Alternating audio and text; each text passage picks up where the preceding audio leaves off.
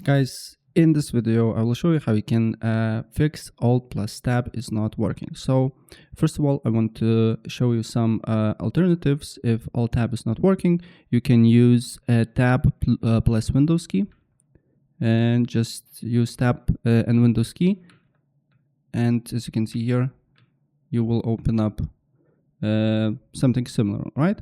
Also, you can use a Tab plus Windows key plus D to just minimize the game itself. But if it's Alt plus Tab is not working and you want to have it, you just need to open up Task Manager, then look for Windows Explorer, right?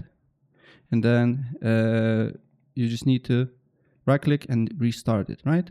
And then commands should work, right? So yeah, that's basically it. And if I help you out, please press like button and subscribe for more. Take care. Bye.